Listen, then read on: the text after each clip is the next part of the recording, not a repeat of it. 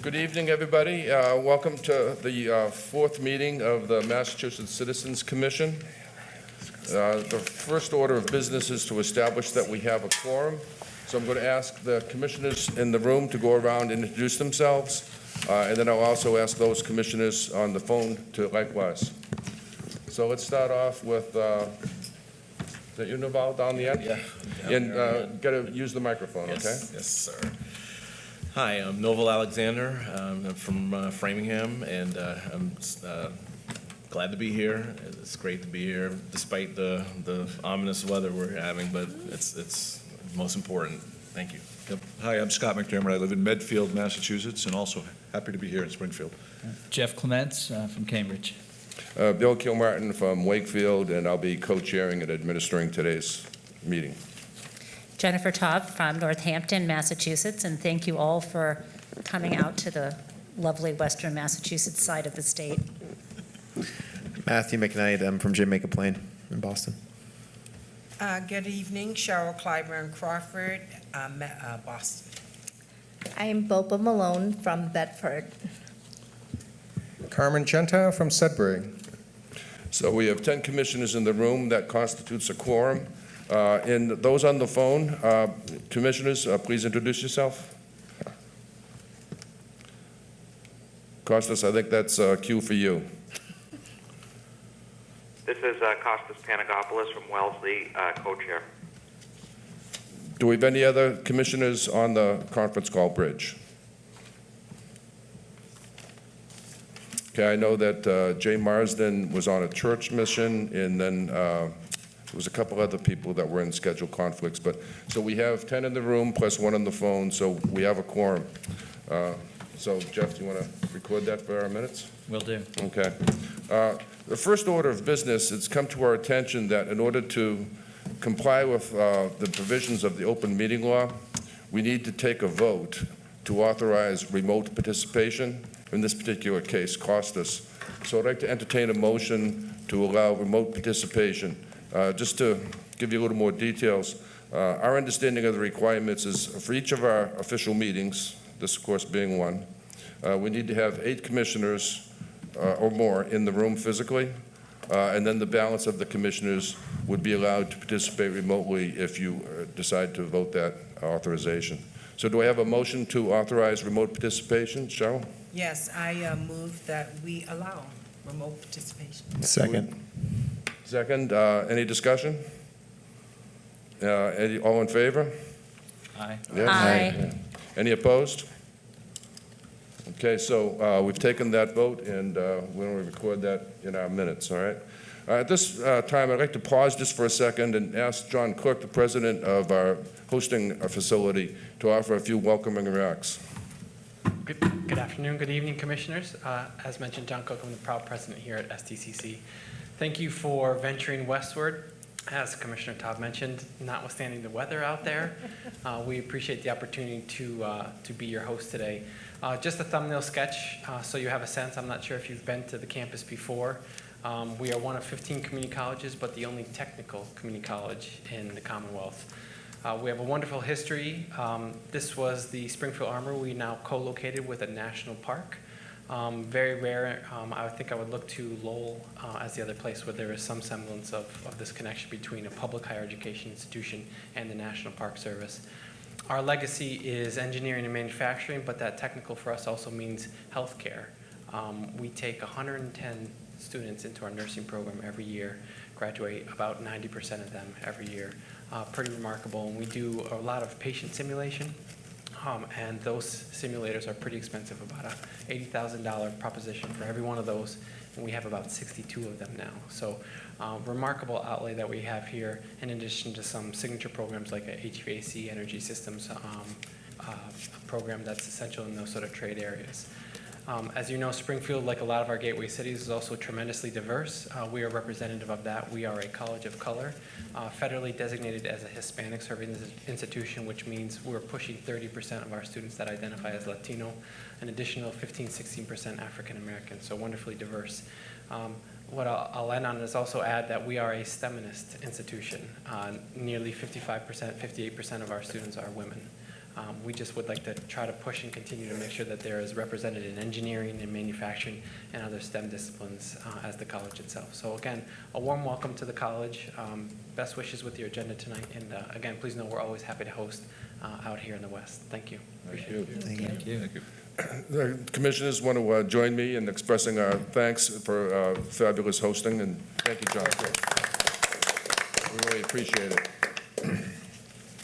The next order of business is to review and discuss and take a vote to approve the minutes from the previous meeting. So I've got copies here. People want a paper version. Can I pass those down, Jeff? The minutes were sent out by Jeff by email earlier, so you should be familiar with them. Jeff, do you want to walk us through this, and then we'll pause, see if we have discussion, and eventually we'll get to a motion and a vote. Sure. So I'm happy to walk through. My main walkthrough is I was one of the commissioners who, unfortunately, out of town, dialing in on the phone from Washington for this, and Joyce Sanchez kept these minutes, but she did it with accuracy from my end on the call, and I trust with yours, but you'll let us know if there's anything that she missed. These minutes were also developed cross-reference to detailed notes that Johannes Epke at American Promise volunteered to take. So we need a motion to approve them, and then they'll be final and will go up onto our public document site for the meeting. So do we have a motion to approve the minutes of the meeting of June 24? I motion to approve the minutes. Bopa, a second? Second. Okay. Discussion.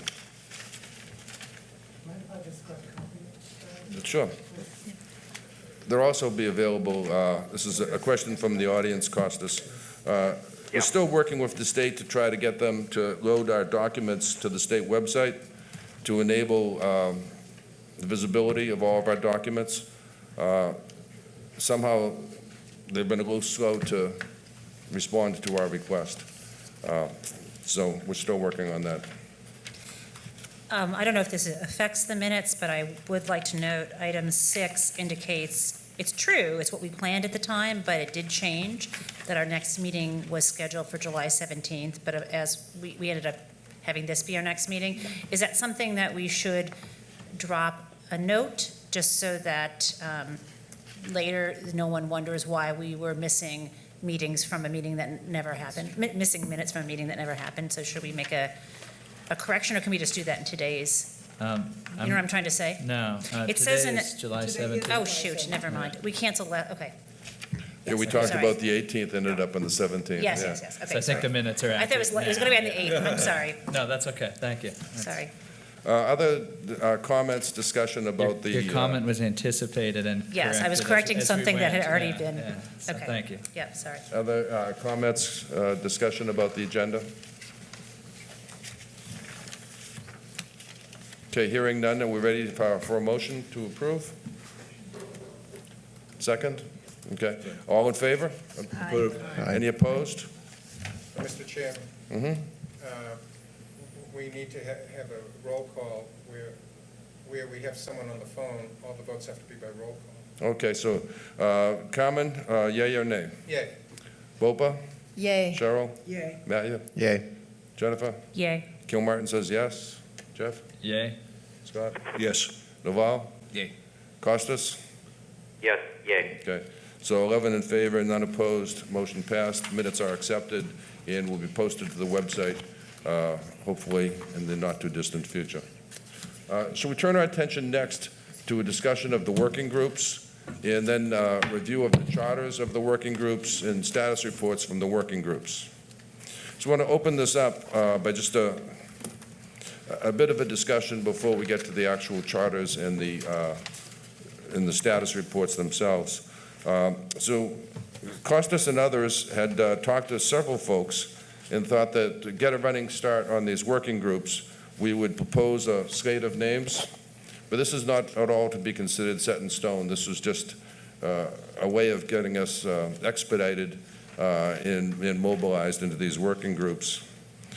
So as we go through this, if people have a difference of opinion, if they want to be on different working groups, if you want to be in more than one working group, I think that was contemplated and is perfectly fine. happy to make adjustments as we go. And also, we had a discussion about, additional working groups. And so it's expected that these three to start at this point in our formulation process seemed appropriate for background research and fact-finding. But as we move forward, we'll probably want to do a fourth working group. We had talked about a drafting strategy working group on a constitutional amendment, and potentially even a fifth or a sixth working group. So again, think of this as a starter set of working groups, not set in stone, but at least it gets us moving in the right direction. So one of the working groups is on communications. Jay Marsden had volunteered to be the working group leader. Jay is on church mission tonight, so he's not available. Bopa's on that working group, and she's going to give us a report on behalf of the working group. Thank you very much. Cheryl's on that working group. Joyce Sanchez is on that working group. And ex officio would be Costas and myself. The second working group is on corporations and artificial entities. Nicholas is leading that working group. Also in that working group would be Michael Harrington. Also in that working group is Scott and Jennifer Taub, and again, Costas and myself, ex officio. Third working group is about money and politics. The leader is Jeff. Also on that working group is Naval, Carmen, Matthew, Dominic, and again, myself and Costas, ex officio. So I want to pause there and just see if there's any discussion or other thoughts about these working groups before we get into further details. I'll have a few comments just when we get to further details, but I think with the clause you have above about the limited nature slash this is the group that focuses on identifying what work needs to be done and what research needs to be done as opposed to a conclusory group. I think that's important. Right. And that would be a requirement of the open meeting law, that they're working groups and do not constitute deliberative bodies such as the full commission itself. Any other thoughts or reactions to the working groups before we get into the next couple of details? Was it discussed what the timing would be generally on the research phase? Costas, I was wondering if you might weigh in on Matthew's point. I know you've thought about these working groups and so forth. Would you have a point of view you want to share with us? In terms of timing, you mean? Yeah. Well, I think the idea behind it was to kickstart the work so that we could gather as much information as quickly as possible and to come up with a fairly equitable division of labor here across the domains we're going to be exploring. So there wasn't a fixed timeline. One way or another, these working groups will be operating throughout the duration of our deliberations, but my own personal hope was that we could get to some of the fact-finding parts of this and set a baseline for our discussions as a full commission regarding some of the basic facts sooner rather than later, so that as each of these groups undertake their particular fact-finding efforts to report regularly back to the commission during some of our more immediate and upcoming meetings in August and September. So I think as we look at later in the fall, we might refine some of this work and we might come up with new ideas for what these different groups might undertake to get us closer to our deliverables. But initially, anyway, I think we all need a common baseline of facts and information, and hopefully we can get to that through updates to the full commission at the next 2 to 3 meetings. Does that sound like a reasonable time frame to folks? Yeah, so next 2 to 3 meetings, essentially, if we're on a similar pace, kind of the research and education phase into the beginning of September or something of that nature. Is right? Essentially, just to give a sense of timing. Okay. Costas, you can't see it, but the commissioners are shaking their head in the up and down affirmative position. So I think we're all in concurrence on this. So let's move to the next order of business, and what I'd like to do is ask each of the work groups to present their charter and give us a bit of a status report as they're organizing themselves. And we'll start with communications, Bopa, if that's okay with you. I've got a copy of your draft charter, which I'll send around. If folks want to, this is also on the email, but if you want to have a paper copy in front of you for reference, sometimes I find that convenient. And recall that we had given guidance to each working group in terms of a charter, asking a few simple questions like, what are you going to do? How are you going to organize? Who's going to lead it? Give us a sense of how you're going to stay connected and report back to the full commission.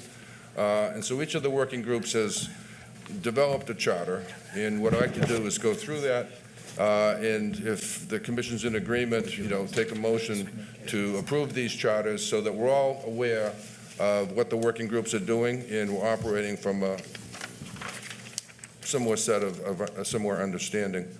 So, Bopa, are you ready to go? Yeah, Okay. thank you, Mr. Chairman. So basically, our group feels that every voice is important, and the focus of the communications and public outreach working group is to ensure that the lines of internal communications amongst our colleagues, the commissioners, and external communications amongst the communities across the Commonwealth are effective, efficient, and inclusive, and to establish best practices for an open and meaningful community engagement. We're going to do this through different objectives. First of all, our internal communications. We've started this already, and we just want to make sure that we all have the Massachusetts Citizens Commission emails, which is first name, last name, mcc.gmail.com, and to make sure that they're all correct, and all of us use that email for all of our commission work, and all of our internal contacts will be verified, corrected, and make sure that that gets into the Google shared group as well. And we have done this for our past meetings already, but going forward, ensuring that every meeting this will be part of our group, that we will ensure that we will have audio recordings and video recordings to make sure for the rest of the year. Cheryl, would you like to do the external part, or would you want me? Keep going. Okay, great. You're good. So for external communications, we want to make sure that we verify, again, all of our information and put it on our website to make sure that anyone in the public who would like to reach us have information about us, including our bios and a headshot of who we are.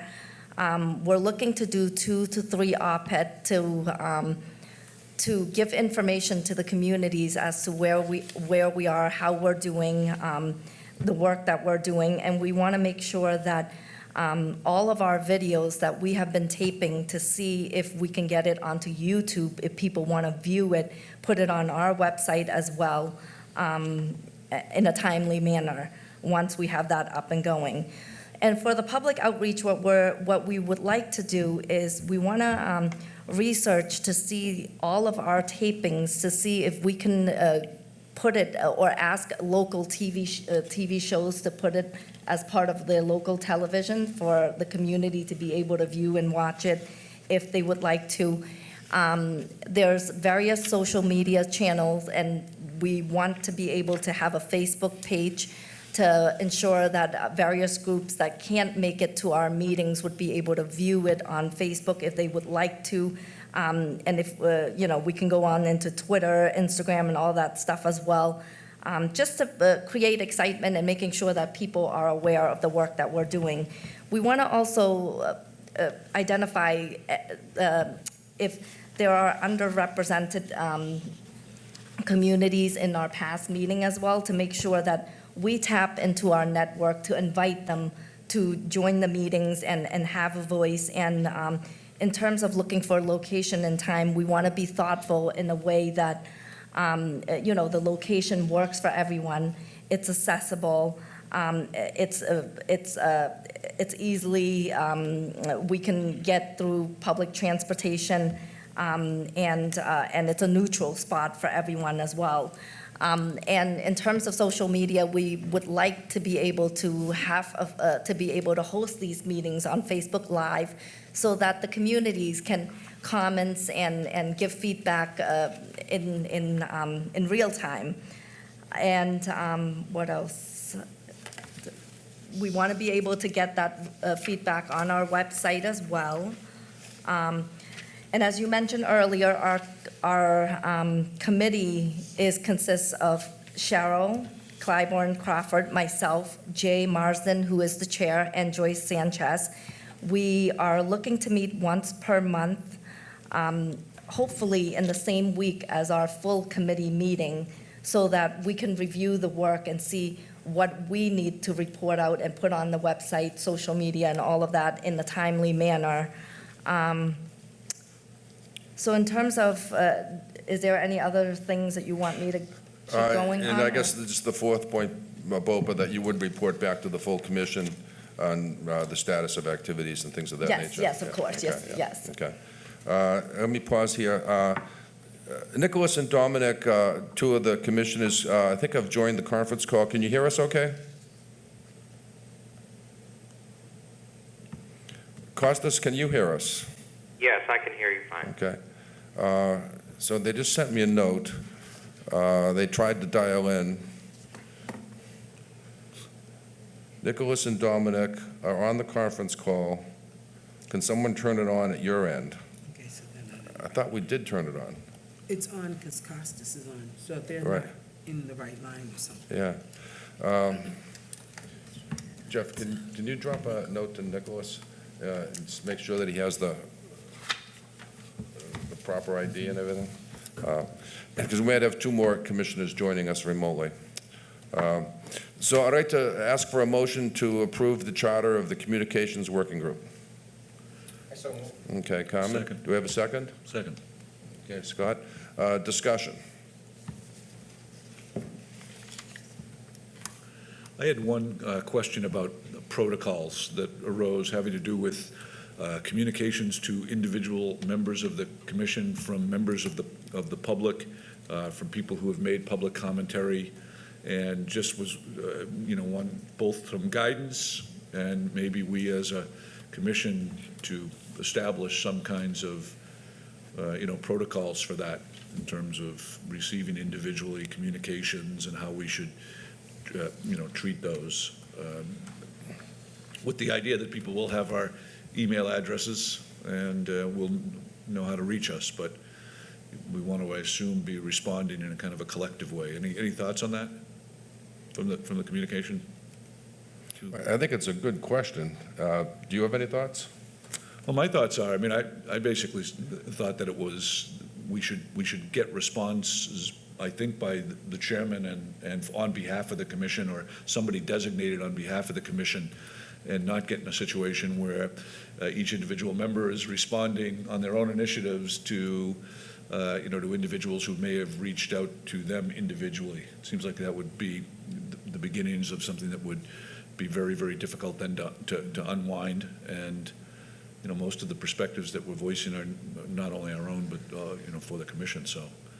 So you're suggesting, Scott, that we channel these things So, to Mr. either, Chairman, yeah. Mr. Chairman. Go ahead, Carmen, yeah. Mr. Chairman, I think we had a motion to accept the charter, and it was seconded, and then there was to be discussion about accepting the charter. So Oh, does this okay. Go to the charter of this subcommittee? I commented because I didn't know whether we wanted to add something to the charter Okay. that would address. Okay, yeah, I'm Some- sorry. Yeah, I some- just wanted to. That's what I understood, yeah. I think it could in a way where maybe on our website, we can put the committee names and who we are, and then we will work with the co-chairs in terms of responding. Since we're the communication team, we can, work together and make sure that it comes from the voice of the chairs, but we can help with that if that's what the chair wants us to do. And maybe on the website, there can just be a section that says comments or something that will automatically go to all of us, because it has to be distributed. This is Costas on the phone. My view, Go ahead. Go ahead, Costas, you're on. My view on this issue is that any individual commissioner is always entitled to their views and their opinions and can speak on behalf of themselves as individuals. But those comments should not be interpreted to be the official positions on the commission unless communicated that way or made clear that that's the case either by the co-chairs or by actions of the full commission. So Costas, could you elaborate a bit more? So do I understand you Sure. correctly to say that people should use their We judgment? want to prevent that. I don't think we should be in a position to prevent anyone from expressing their views or opinions or communicating responses as individuals to whatever outreach they get from members of the public that we may or may not have any control over, but that those responses and that those views should not be communicated as official positions of the commission unless there's been some deliberation about it on the part of the commission and by the full commission as official positions or communicated as such by the co-chairs. So I would like to add to that. I understand, and of course it makes sense if any of us choose to respond, that we can do so and make it clear it's on our own behalf and not on behalf of the commission or related to our role on the commission. However, what if we get the sense, if the email says, I've sent this to everyone else on the commission, if I choose, what am I supposed to, if I want to make sure I abide by the open meeting laws. So if it's our policy to forward mass communication or group communication, should we be forwarding that to the chair of the communications committee, or should we be sending it to the co-chairs of the whole commission for their choice as to whether to add it to an item on the agenda for deliberation or not? Well, I think, Bill, unless you object, we'd be happy to funnel those requests and to push forth to the communications committee or any other committee that might be appropriate to take them up if we want to keep the stream of communication as streamlined as possible. Yeah, I agree, Costas, and I'll weigh in here too. I'd be happy to play a coordinating role amongst the various commissioners and any inquiries and working groups and so forth. But I don't want to be in a control situation that I would somehow slow down or otherwise make more complicated the free flow of information. So if coordination is what you had in mind, Scott, as opposed to control? Yeah, I'm not looking for control. Yeah. I'm actually just looking for guidance about, what was maybe everybody else's, I don't know whether 6 of you may have responded individually and I did not respond, and I don't know whether, that maybe that's the way we leave it, that every individual gets to speak on their own behalf to respond to these emails that come to us in our position as a commissioner. Yeah, it's a good question. I've got several emails, for example. Well, Bopa, do you think an amendment to the charter is warranted? Sure. To I, add what's. Yeah, go ahead, Joe. I would offer on coordination, to the extent it's a commission matter, I do think everybody is entitled and should respond as they feel they have views to express. But in terms of coordination, as secretary, I'd be happy if you want to, if it's helpful, there may be other better ideas, but if you want to copy me, I would then save it to the commission file, so it's then a public record and part of the, That's a great good idea. idea. Yeah. part of the Yeah. whole commission's archive of what a great communications idea. happen. So feel free to copy me on your own responses, or I'm not offering to be the responder, so don't send it to me and say, here's another one for you to respond to, because I'll have plenty to respond to on my own. But if you want to just copy me, I'll make sure they get saved into the folder of part of our deliberations and communication. And so should we slightly amend the charter to include this type of coordinating? Is this a communications working group charter issue? It is, but I don't think that we need to amend it to accept the charter, right? Okay. That's just a part of the way we're going to work. That's the way we're going to work, yeah. And by the way, good example to illustrate the point at hand. I've got a few emails from folks, I think perhaps some of them in the audience, suggesting various individuals we might want to invite to testify, which I think I've referred over to the working committees to, see if you could work that into your work group. Just as a good example of how we want to coordinate and take advantage of the free flow of information. Any more discussion about the charter on the communications work group? Ready for a vote? Okay. So since we have to do this by roll call with our remote participation, actually, before I do that, Jeff, did we get Nicholas and Dominic? I believe Nico's on the phone, and I haven't heard back from Dominic, but we can check now. Yeah, hi. This is Nico. Hi, Nico. Nico, welcome. You finally got on the call. This is good. Do you happen to know if Dominic is, Acostas is also on the call? Is there anybody else besides Nico and? Dominic is still on the other code.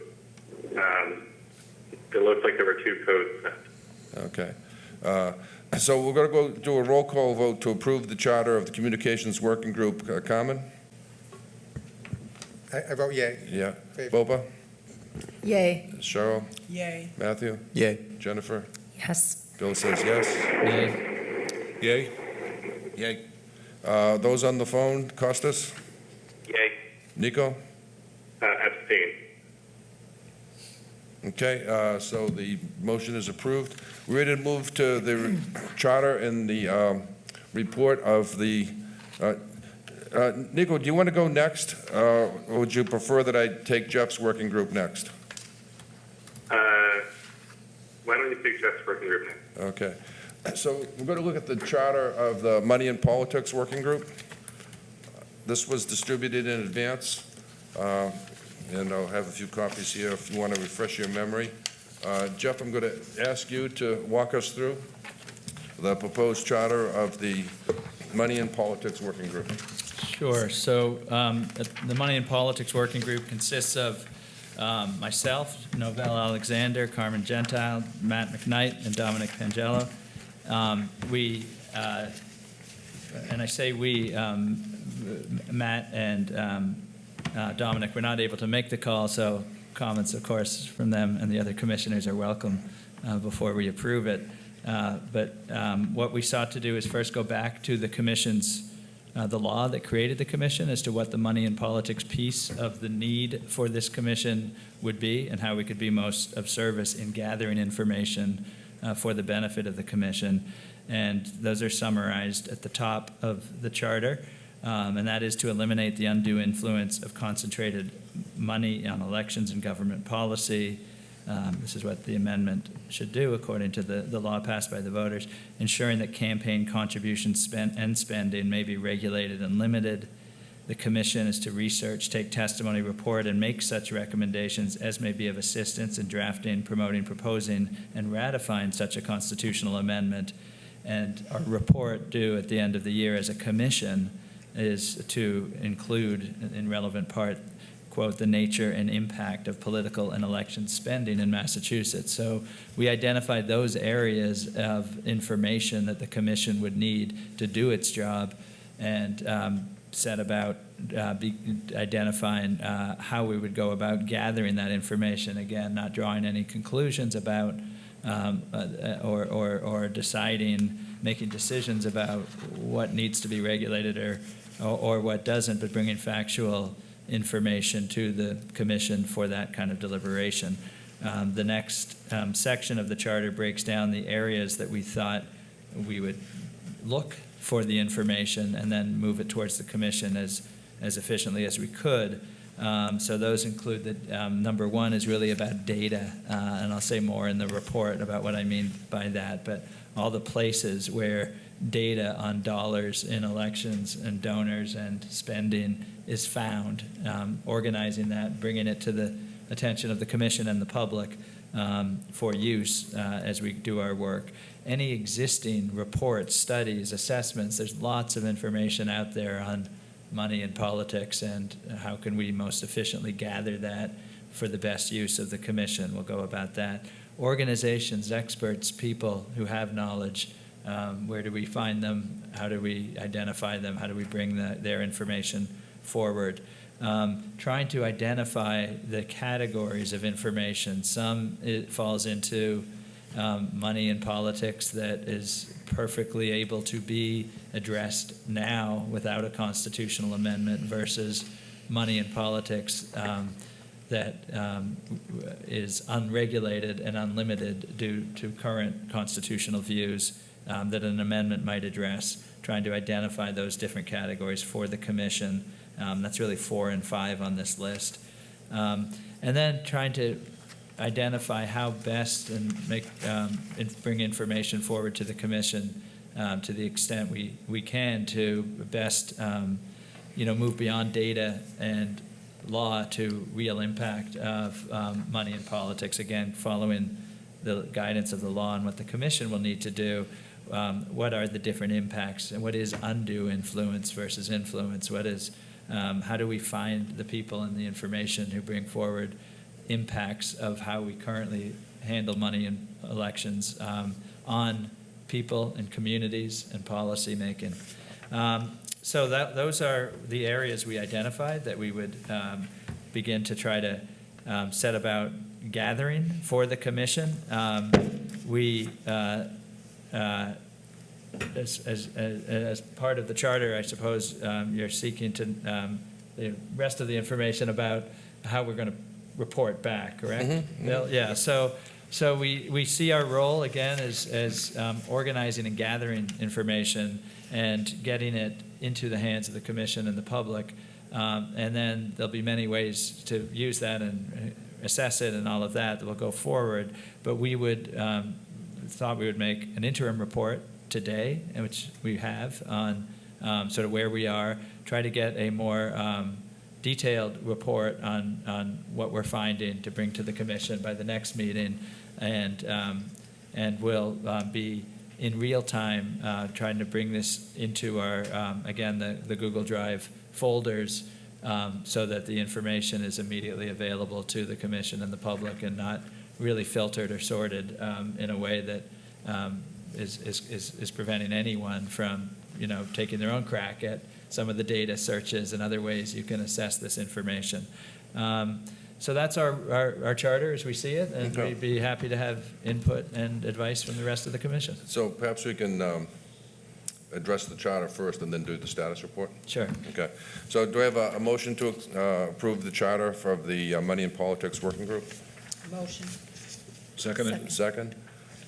Before we take a vote, just, and I know I'm on this working group, and I apologize, the scheduling of the call was during a prior commitment. I would just suggest, and I don't know where this goes, or maybe it doesn't need to go anywhere, but I think one piece of the data collection is reemphasizing some of the areas where we'll find key topics that are not clean and clear cut. And the law articulates this in Section 1B, right? We call out very specifically, and I think rightfully, Section 1A, Roman numerat 2, which is the concentrated money in elections, and eliminate the undue influence of concentrated money on elections and on governmental policy by ensuring that campaign contributions and spending may be regulated and limited. I think the law goes on to say something very important in Section 1B. It then says the intent of this act is to propose a federal constitutional amendment or amendments that are subject matter of this act shall be drafted and construed so as to do a certain number of things. And it basically enumerates the really hard questions of this topic that are not as straightforward as it may seem in some kind of more surface levels analysis, right? It says, protect the integrity and fairness of elections and government.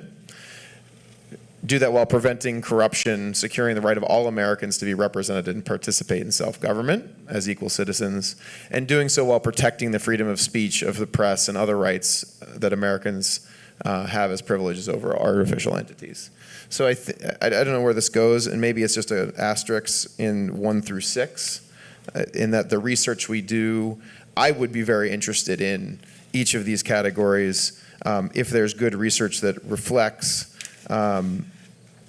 those sub-issues, whether it's does money in politics actually drive corruption? It's a enumerated question in the law, and and I don't want to forget that that's an enumerated question.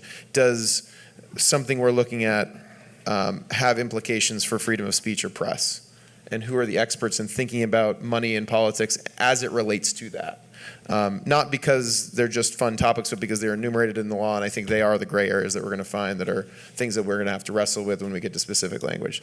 So it's more of a macro comment, and it could go in the front section where we say, and oh, by the way, with section B, 1B, as the relevant areas to consider. It could go in as number 7, which is with 1 through 6, where we care about these 4 bullets that are in the law. Or we could just say, we brought it up, we're going to talk about it, but we should always reference the law. I wanted to make the point. I think it could be in here, it doesn't have to be, but for me, those are where the important conversations are going to be once we have the data, and I don't want to forget about them. I'm confused by, when I look at the law, I'm confused by the characterization that it was a question whether money has an undue influence on elections and government policy, because it says that. So I'm confused where where it said, where you're saying. When I copied it into Apple Notes, I might have the section references wrong, but there is a section that after it says, to your point, I agree, I don't mean to indicate otherwise if that's how it came across. It says, as it is written here, in order to eliminate the undue influence of concentrated money. And then it says it's the intent of the act in a separate section to do this while protecting the integrity and fairness of elections, to do this while preventing corruption, to do this while protecting the freedom of speech and of the press, to do this while ensuring the constitutionality of sound regulation. Right. I just want to be clear, though, because this is the record, that I didn't see anywhere in the thing I voted on and that created this commission that asked us to look into, and we may do this, evidence of the corrupting influence of money in the political process. It seems like it's presumed in the outset, but I'll leave it to others to discuss. I'll speak to this in the context of the working group charter. I think this is a conversation we'll probably keep revisiting throughout the process. To me, I think the working group, or the way we envisioned it, is not in contrast to what either of you are saying, that if we do our job right, we'll assemble a lot of good information. The people may have different views about the implication of that information for what is the right scope of an amendment that will both address the problems that we can draw implications from the data on and ensure the goals of what the voters asked for, including robust free speech, free press, anti-corruption principles, things like that. So I don't think it's for the working group to make that deliberation and decide certain information is about undue influence or not. I think some of it we'll want to focus our goal, our main work on things that will be most helpful in our judgment to the commission making those implications, but we may not all agree. And when I give the report, I think we'll see that. There are ways of looking at the information and the data that we've already brought forward in the report. So Jeff, this is literally all I'm saying. Yeah. I'm currently in data collection mode, and I'm saying as just an individual commissioner who doesn't feel like I know the answer or the academic analysis of all these questions. They were enumerated in law. I'm just saying in a data collection mode, what do we do to ensure? That's why I'm saying it doesn't need to be written here. Yeah. We just need to, what do we do to ensure that we have the data that we need so that we can follow the intent of the law, which is that the subject matter of this act shall be drafted and construed so as to do these things. I agree. That's all. That's literally all I'm saying. And I think I agree with that. And I think the working group charter gives us the position to do that. So when, for example, looking at reports, studies, assessments, there may be reports, studies, and assessments that draw different conclusions on the data as to corruption or free speech. And we should get all of those before the commission. So. And the reason I bring it up is I want to go back and say, did we collect a good sample set of data that helps us have a filter through which to answer this question of whether or not the act is drafted and construed? Yeah. Whatever those conclusions are, I want to be able to go and say, I've read enough, perhaps on both sides of an argument, or they all say the same thing. I don't know the answer to that. No, absolutely. And I think the people, Carmen and Novell, who were on that call, I think, weigh in, please, if you have a different view. But our sense was, not only do we want to do that as a working group, but we're not the only, all of us are free to get whatever information we can, as is the public. We hope to bring information forward, and this working group is about gathering that information, organizing it for the commission. So, Carmen, did you or Novell want to add to that? I think that's a good summary. Sure. Yeah, I can This is Costas on the phone. I would underscore much of what Jeff has to go. But also, as I see it, in response to, and was that Jennifer who asked the original question? No, that was Matt McKnight. Oh, okay. In any case, I'm not so sure that we're starting off with the presumption there's a consensus about whether there is evidence that money corrupts the political process, right? I think we have views on that as individuals, perhaps concerns as a society and as a group of citizens here look at these issues that could be the case, but I'm not entirely sure that we can come to that conclusion, or that we should come to that conclusion. And having some familiarity with the scholarly literature on this topic, I'm not sure that that's going to be very helpful in getting us to a conclusion like that, because it is subject to interpretation. There is no consensus even among researchers on this question, and in part it's because this is a very thorny empirical look at from methodological point of view. It's just very, very difficult to draw a causal connection between, in particular, corporate contributions and their influence in the political process, which is not to say they have no corrosive effects, but that it's going to be very difficult to prove that one way or the other. And so I think the concern here is to gather the evidence and present it for consumption and interpretation as people will see fit. But perhaps what we should be trying to do is to maybe think about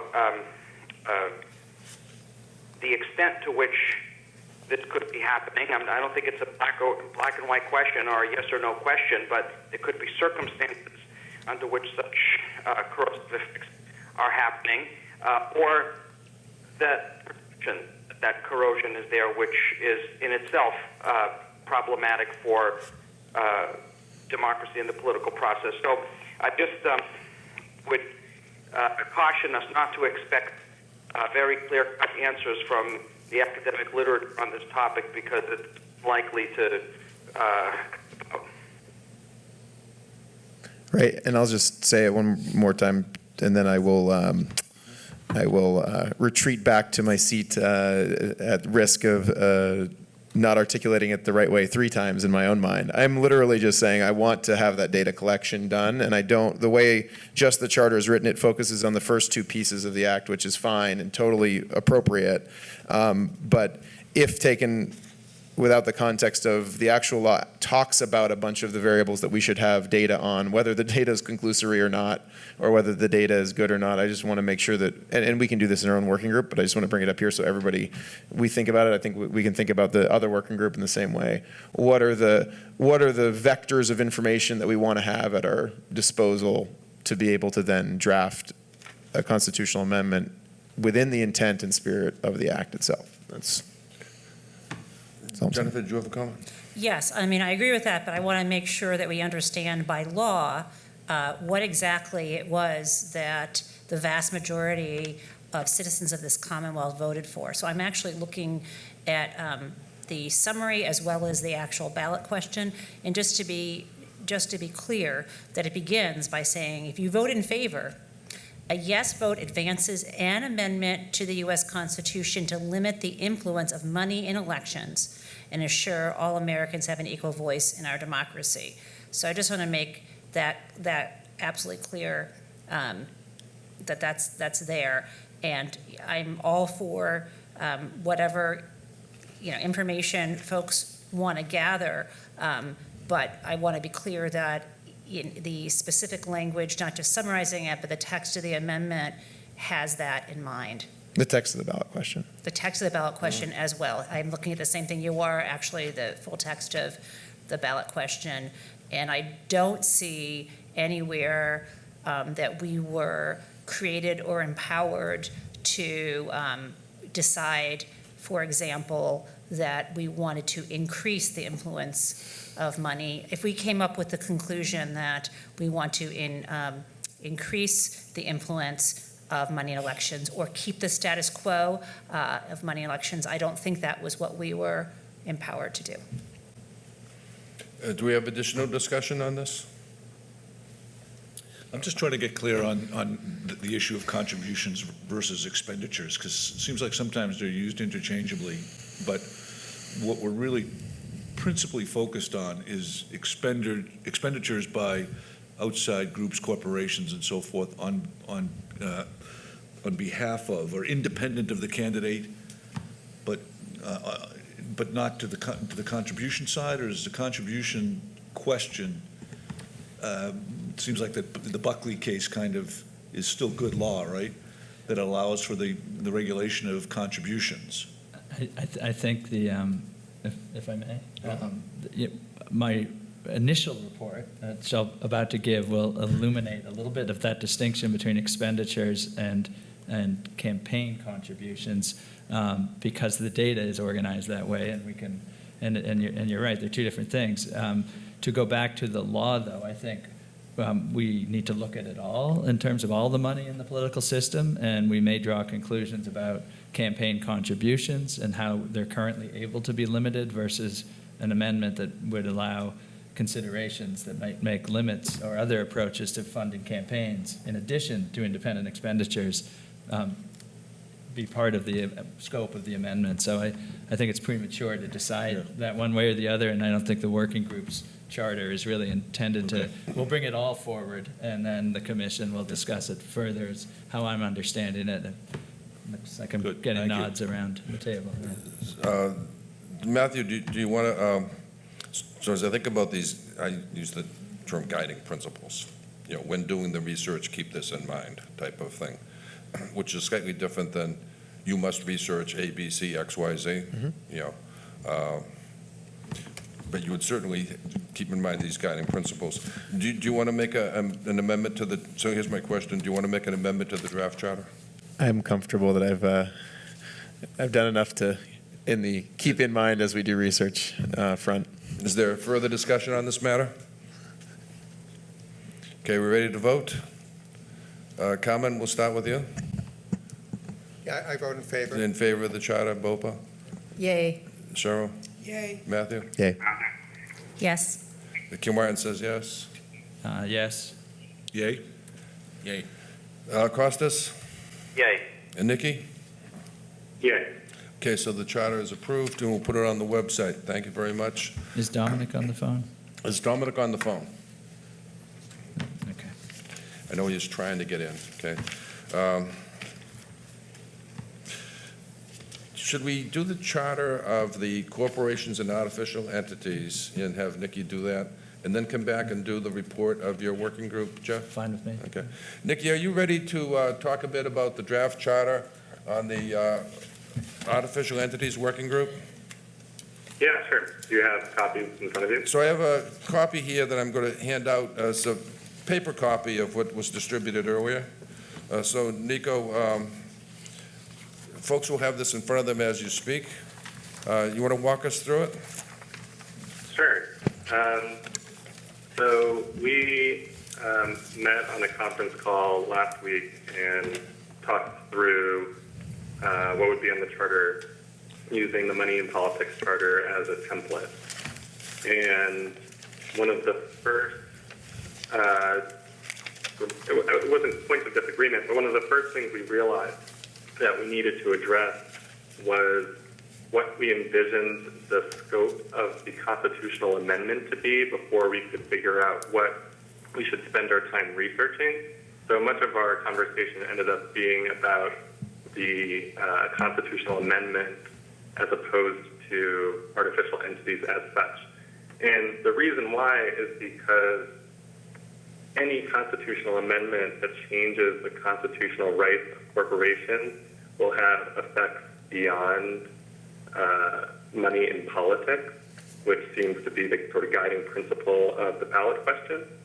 So, for example, a really blunt constitutional amendment that said corporations don't have rights and and they're not people could theoretically have an effect on, say, the constitutional rights of churches or the constitutional rights of universities or the constitutional rights of nonprofit organizations like the ACLU or NAACP to advocate or to lobby. So there are a lot of unexpected variables that could be changed with a really blunt constitutional amendment.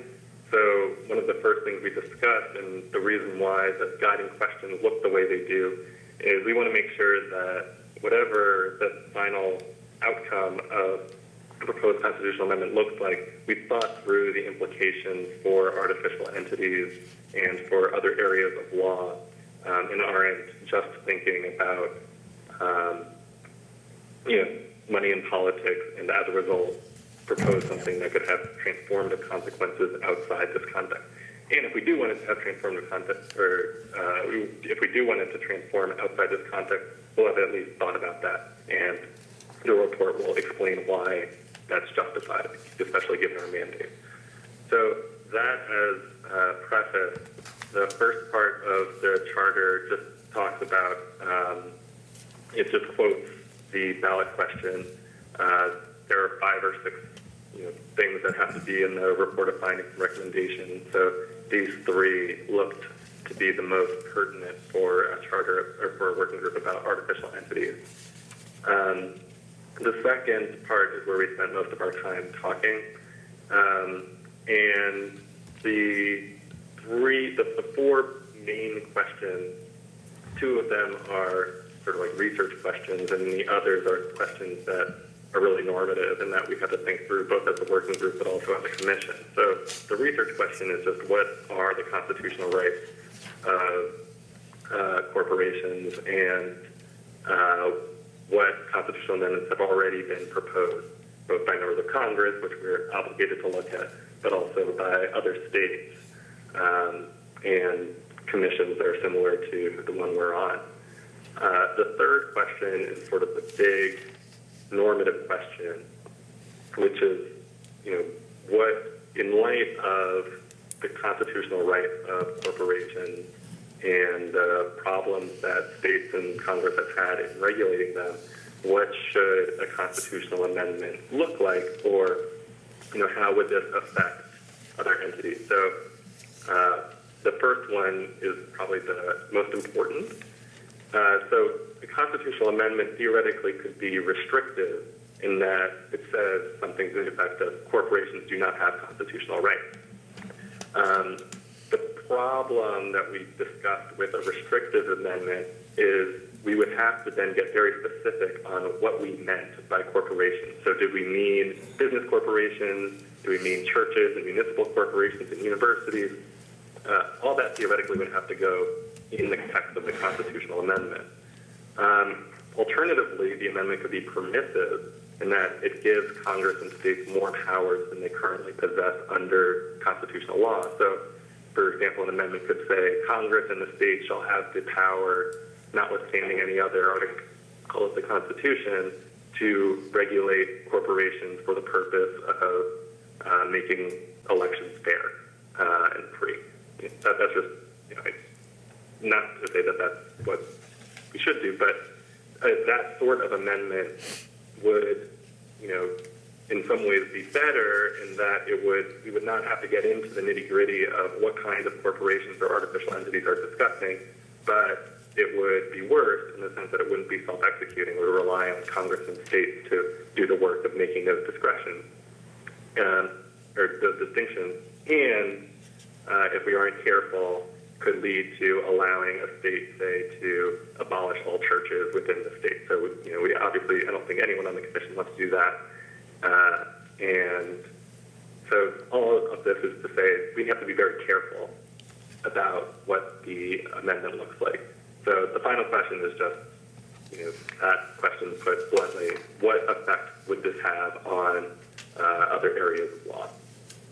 So all of these questions are They're normative, they're legal, but there are also some research questions about, let's look at the state of play about the constitutional rights of corporations and artificial entities to see, before we proceed, what the status is that we would be theoretically changing. And so to figure that out, most of this is just written down. The law of corporations has been extensively researched and written about, but we also discussed some scholars and leaders and employees and activists who are involved in both the artificial entities that presumably would be regulated, but also just involved in politics and can see the effect that money in politics is having and who has that money and is wielding it.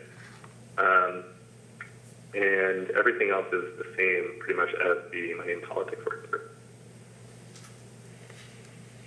These are some fascinating issues. Do I have a motion to approve the charter of the Artificial Entities Working Group? So moved. Okay, second? Second. Okay, discussion. Mr. Chair? I would just, this all sounds great and like good hard work and really well-organized thought process to address some of the issues. The only caution or footnote or clarification would be on, particularly in number 3, or even before that, just making sure, I think we're all clear that the working group isn't going to make recommendations and sort like amendment language or we should do this or we should do that. It will bring forward implications of different approaches for deliberation. And I just say that in order to make sure we are complying with our guidance that the deliberative process will happen in the commission and not in the working groups. To the extent that the working group and maybe the corporations issue is particularly knotty, K-N-O-T-T-Y, knotty issue to sort through, that there may well be, as Nico described, it's difficult to even have the conversation without imagining amendment language and implications. I don't think there's anything wrong and maybe a lot right with maybe there's a deliberative sort of meeting the working group has that you notice publicly and you kind of take it out of the gathering process to have a public deliberative process about and have the discussion and invite the public and others to be part of that. So I think it's solvable. It doesn't mean like there's certain things you can't say, but I would just caution as secretary that we, if we're going to get to the point where we're thinking about answering the questions at the working group level, we should notice those meetings up or bring it to the commission. So just as the non-lawyer and one of the non-lawyers in the group, and so the point is to examine the various options rather than deliberate and come to a recommended point of view. Yeah, that's right. Would that be a fair the way of saying working groups are not to deliberate or make or and any reach working group could at any recommendations. point in time, if they want to go into the deliberative, like let us now that we understand, A, B, C, the various options and the pros and cons pertaining thereto, to develop a consensus point of view puts us into the deliberative mode, and so that working group now then escalates up to the full commission, so we can invoke all of the necessary and address all of the necessary requirements. That's my sense. Would So that, are would you that be a suggesting fair way of understanding it? Yeah. So there are a lot of places in the drafting that we, or Nico, you did the drafting, but that when we talked about it, using words like attempt to answer or words like attempt to answer, some of that stuff, do you suggest that anytime it says attempt to answer, it says attempt to address or research, we should say? Maybe the word research instead of the word answer throughout? Yeah, I think it's research, or it's a set of possible answers, or it's different viewpoints see. that people may have, Yeah. because you won't have all the viewpoints on the working group about how to answer those. The commission and the public will have views about what those answers are that we want to make sure are part of that we have to, we're obligated by law to make sure are part of the deliberative process. So I think it is, rather than trying to answer, it's what is the information and set of questions and possible implications that are necessary to make those answers that would then come to the commission for trying to have a deliberative process that develops those answers. Would the word, so just to make a simple, if we were going to make a motion, I know we'd have to go after, to amend, would you be happy, would it make sense if the word, instead of saying attempt to answer, attempt to explore? Does that do it? I think so. So I think all of the questions under answer are fine with answer, except for the third question. So I propose amending the third question to be the third question under part 2. To resolve the problems illustrated by Citizens United, what are the implications of a constitutional amendment or what are the implications of, I don't know how to make this sentence work so that it fits with the grammar, but rather than should a constitutional amendment X, like explore the implications of a constitutional amendment that is X. Yeah, I agree with that. That's exactly right. It's only the third one. Yeah. The first two are, you can't answer, in Right. theory, you can't answer those questions without having an opinion on them. Those are facts, yeah. Those are facts. And then the third one is, it's not to resolve what should we do, it's making it more exploratory. Explore the problem. Yeah. So what Explore the impacts, right? Like, it's really important. It's actually saying, if you were to be restrictive, for example, no judgment on whether that's a good idea, what would that have as an impact on current corporate law, corporate rights in contracts, for example? Would it have some interesting implications that we'd want to consider without passing a judgment on whether it's a good idea or a bad idea? Right. So Nico, what I'm hearing here is, in your document, item number 3, activities, the next sentence says, the working group will attempt to answer the above questions by conducting, and then there's a series of bullet points. I believe what I'm hearing, Jennifer, is replace the word answer in that sentence with explore. Explore. Yeah. Yeah. And Would you replace be- should a constitutional amendment. The place Nico was pointing to was the section 2 before that, Yep. the third bullet Yeah. point. And I might strike attempt in both of those instances because while we might attempt to answer something, we're not going to just attempt to explore it. You will actually explore it or examine it. So that would be 2, wording changes in the charter. Nico, would that be agreeable to you and the work group? Yeah. Okay. Are we ready for, do we have a motion to amend the charter in the 2 places we just described? Do we have a motion?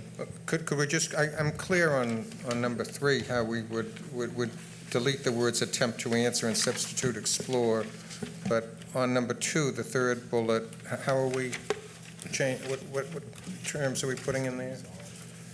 I think that first, I'm going to walk over and show you oh, you have. my notes to see. Oh, okay. You might, not readable? No. Oh, yeah. So I think what we talked about is change the word should to explore. Okay. Okay, And then over here, change the word answer to explore. okay. Okay. So right here, you didn't change that, right? Did not See, that have says in my resolve. notes. Right. Okay, so, you want to do this into the microphone? Yeah, I think so.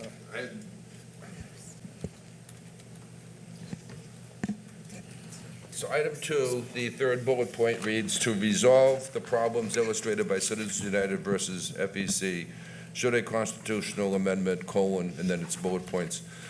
I think, Carmen, what you're saying is to explore the problems illustrated by Citizens United versus FEC, is that correct? Yes. Okay. Well, so I think I'm on board with everything. I'm on board with the goals of what has been said. Yeah. I do think the should word is the only word that really needs to be changed. Like, I think if that should word is changed, that would resolve all of the discussion. You could literally say, to resolve the problems illustrated by Citizens United versus FEC, explore the implications, whether Of a constitutional amendment that is restrictive or that affects only certain corporations. yeah, Would that be acceptable? Sure. Okay. yeah. I think that makes sense as the change. Yep. I think Costas also wanted to remove the attempts, both here at the beginning, right under 2, And then also, right under the beginning of 3, right? I think that's, we want to take out attempt and we'll explore the following non-exclusive list of questions, and then on number 3, the working group will explore the above questions by conducting. Right. Say that again, Scott, I was trying to My follow. sense was that, and maybe I should let Costa speak for himself, I thought he wanted to take out the attempt to answer the component Correct. there and explore there in both places, though. Yeah, the working group will, we're going to delete the words attempt to answer and insert in its place the word explore. Right. Is my In both understanding. places. In both Both places. places. Right, right. Got it. Yeah, 2 and 3. Does everyone have it? 'Cause we need to vote on this amendment. Okay, so we're ready to vote on this amendment? Do we understand the amendment? Good. Do we have We're to good. amend We it? need a motion to amend. So I'm looking for a I a move motion to, I move to approve the charter of the Artificial Entities Working Group as amended. as amended, second? Second. Okay. Okay, so I'm going to, Carmen, start with you. Can we have more discussion? Yeah, more, yes, we can. So to move beyond language, just 2 quick things. One, I really, well, first, I think this is really well done, and thank you to the working group for doing it. It's very helpful. Second, Section 2, guiding questions, bullet 2. What constitutional amendments have been proposed by Congress or other states to resolve the problems illustrated by Citizens United versus FEC? I think we have to do this. It's also not exclusive to this. It's not exclusive to the artificial entities half. So I have a few ideas, but basically the premise is how do we not duplicate work, and how do we leverage the work that's being done here or support the work that's being done here to evaluate all the. It's Section 4. A4, right, in the law. How do we leverage the work to analyze current amendments, both to talk about the implications for artificial entities or lessons learned for artificial entity language, Right. but also for how it affects, the first language that Jennifer and I were just talking about, vis-a-vis eliminating the undue influence of concentrated money on elections and governmental policy. Completely agree, Matthew. We set up these working groups just to get started. Yeah. But there's so many interdependencies and interactions and integration touch points. For example, the communications needs to know what's happening in the other places in order to communicate. The money in politics and the artificial entities, to me, are like kindred, working groups. So specifically, and this one's very a tactical question as opposed to a charter question, asterisk, how do we leverage the work that's done here? That is so beautifully volunteered by the Artificial Entities Working Group to evaluate them, to collect the correct data on our side. So that's just one. We don't have to amend anything, but let's not miss that work is being done. The second one is just a personal interest area. I've raised this before, and I think this is important. Coming from a venture capital company structuring background, I think you all do a great job listing essentially as many of the corporate forms as possible, though there are more corporate forms, obviously. I think it's useful for people in the Commonwealth, also for this group, to understand the relationship, no value comment on good or bad, but the relationship between individuals and individual citizens and non-citizens and corporate structures. Right, so the two extreme examples: a single person LLC is one American citizen and can form a single person LLC. A giant C corporation, publicly traded on the New York Stock Exchange, could be 50% owned by a foreign entity. Those are 2 very different scenarios, and there's a lot of stuff in between. We will never create an exhaustive list of those, but I think just having more data. Helpful to me because I live in this world and I don't know all of the ways that these interact, and I think it's going to be an important topic just to at least understand the relationship between individual citizens, non-citizens, and corporate entities and different corporate entity types. Maybe just as a data flag that what's not mentioned in here is, to be precise about it, is all of, what is the relationship between individuals, citizens, non-citizens, and corporations? Would you have the cyclists to also help on this working group in addition to the other working group? Yeah, I'd be happy to. I think you have a depth of understanding here that would be, In particular in that area for sure, and Yeah. in general, yep. not to volunteer you. No, it's great. It's just a very complex topic, right? It That is. has a lot of important implications. Further discussion about the motion? Okay, ready to vote, Carmen? I vote in favor of adopting. Boba? Yay. Cheryl? Yes. Matthew? Yes. Aye. Okay, Kim Martin says yes. Clement says yes. Yes. Yay. Naval says yes. Nico? Yeah. Costas? Yay. Okay, so those are our three working groups. We have three charters. We'll put this all Well, that onto was the the vote of website. the amendment, right? So we still have to vote on the whole charter? No, I as think- amended. I that you think vote- the, We yeah, just voted on the charter as the amended. vote was the Great. charter as Friendly amended. amendment? Yeah. Great. Okay, so next order of business is to get a status report from the Money and Politics Working Group. And then I'm going to suggest a couple of other orders of business and open it up for public comment. So, Jeff, what do you have in mind here? Well, I can go quickly because I have. 5 minutes, 10 minutes? Yeah, 5. I'll move quickly, and then if there's questions, happy to answer them. I sent a written report, so I can move more quickly and refer everybody to the written report. And the advantage of the online report that I sent around is that it has the links that actually will show you and the public some of the data sets and how you can navigate around them. But I'm handing out some copies now of the report, which I'll just refer to quickly as I go through. I have some for the members of the public you might have to share, if you don't mind. And my email is, like the others, jeff.clements@mcc.gmail.com if anyone in the public would like a digital copy with the links live, just let me know. So we, distribute them? yes, please just pass those around. And the report begins with the charter, which we already discussed, so I'll accelerate past that.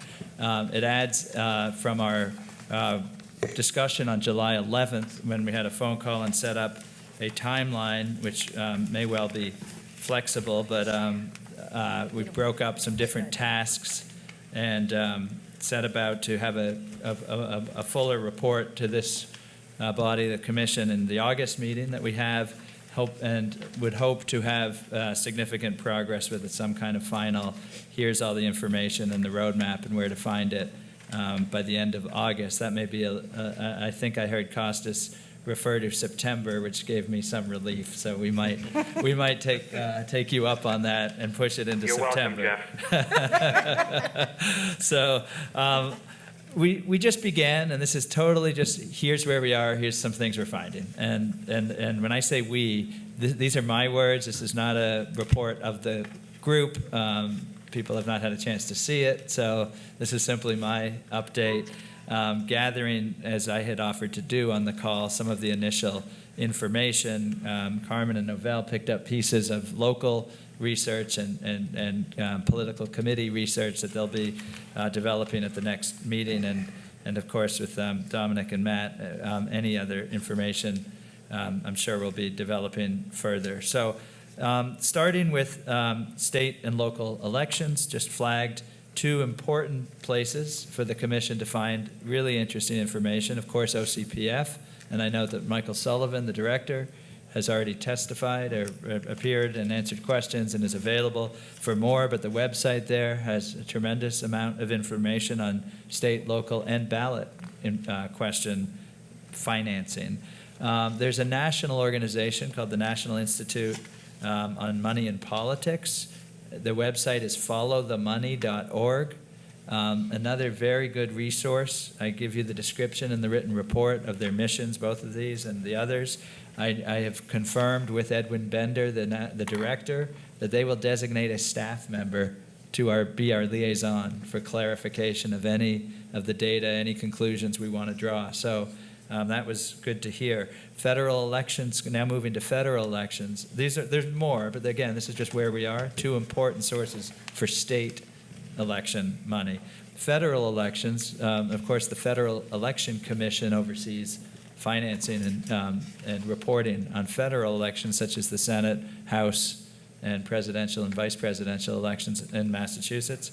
A lot of data. Again, the website is there. It's searchable. The chair of the commission is Ellen Weintraub, who I have inquired with the same request that they designate a staff person to be our liaison, and I'm hopeful we'll have a positive response, but I haven't yet. The Center for Responsive Politics, more commonly known as opensecrets.org, after their website, takes a lot of that data out of the FEC, extracts it, rearranges it in a much more user-friendly way, draws reports and conclusions, a tremendous resource. And I provided links to that, and I'll drill down in just a minute on some of the more kinds of information you can get from these. Open Secrets Executive Director Sheila Krumholtz has also confirmed that they will assign a staff person to be our liaison for the federal money in opensecrets.org. I just put a website link for ballot initiatives, which are really a separate category of our work than candidates and campaigns. It's also OCPF has a lot of data, and there's a link there. We have started making inquiries to sort of get standard just queries out to people and organizations who have information. If any of you have, I identified the beginnings of the people and organizations we've started this inquiry to. Send us others, and we'll send the same requests and follow up with phone calls, but basically asking 3 questions. To your knowledge, how much money from what sources and in what manner has been spent in Massachusetts elections in the past decade? In your experience, how has this type of spending changed the nature of elections, public policy, or the relations of Massachusetts citizens to their government? And who are the people or organizations you would suggest have the best information about these questions? We then make clear that we know where the data is and all that. What we're really looking for is more in addition to, or experience, or mass vote. And other organizations, I'm pointing to Cheryl Clyburn Crawford, the executive director of Mass Vote. They have experience in these things and can give us rapid, quicker access to reports and information that we might not otherwise know. So I identified the organizations. Again, just to start, we just got started a few days ago. We'll continue to do that. Let me just jump to something that Commissioner McDermott raised about contributions versus expenditures. We will continue to develop much more information, but just highlighted here the different kinds of Where money. are you, Jeff, I'm in the sorry, document? page 5, the bottom of page 5. And this is broken down into those categories that we identified in the charter. Okay. So this is where the number 1 contribution is directly to campaigns? Yeah, Okay. so one way money comes in is by contributions direct to campaigns and party committees. Limits apply, state and federal. There's reporting around it. Again, although that's true, an amendment may well create more flexibility in practical approaches if political equality or other considerations make the citizens of the Commonwealth feel like, $2,700 is a pretty high limit, or maybe it's not high enough, but there's different ways. An amendment, the point is that we're not assuming on the working group, the commission will decide on its own, but we're not assuming that that's irrelevant necessarily, even though it's already limited and already has reporting, that it may well still be material to our inquiry. So just flagging that, not making any conclusions about it. The other way money comes in can be a wealthy candidate who doesn't need contributions and uses their own money. And again, just identifying the fact that under our current constitutional jurisprudence, that is not able to be limited. There's a free speech right under current doctrine that you can spend as much money of your own as you want. The third way money can come in is through party committees, transfers among different party entities. These are regulated to different degrees, and political action committees also have limits if they're spending directly with or giving to candidates and campaigns. If they're spending independent expenditures, like a super PAC, that's why it's called a super PAC, because limits do not apply if they're running Americans for Apple Pie campaign for or against candidates. That's what Citizens United and other related cases decided is unconstitutional, to limit those because they're not coordinated or directly from a campaign or candidate. So that's number 4, independent expenditure campaigns that I'm referring to. And noting that, again, noting for further deliberation that a constitutional amendment that's probably the core, as you said, Scott, where it's sort of the biggest implication of what an amendment might change and the biggest implication of how money in politics has really changed in the last decade since Citizens United.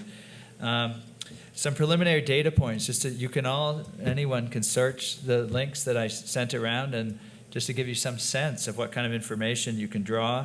Very quickly, Follow the Money gave me $200 million spent in Massachusetts elections in 2018. There's a link there. You can see that. You can see on Open Secrets that most of that money came from donors giving more than $200, so that these aren't $5 contributions adding up. Interestingly, you can find on Open Secrets geographic arrangements of the data and find, like in Massachusetts, $143 million in the 2018 election came from the metropolitan Boston area, while only 2.8 million came from the Springfield area, metropolitan area. That may or may not be relevant. It may or may not be of concern about concentrations of money and how it might influence different parts of the Commonwealth.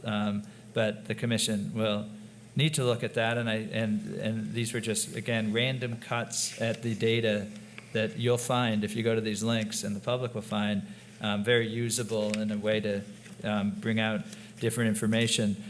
We may want to develop, because it can be overwhelming, the amount of information, just dive into 1 election, 2 election, 3 election, and extract what did those look like. And so I just, again, to illustrate the independent expenditure super PAC question, I just grabbed the 2014 governor's race because I could be very even-handed because it was clear that both sides had super PACs, and I just grabbed both of them. So you can see on OCPF, the super PAC that advocated for a Martha Coakley win spent $6.7 million. 100% of it was negative attacks.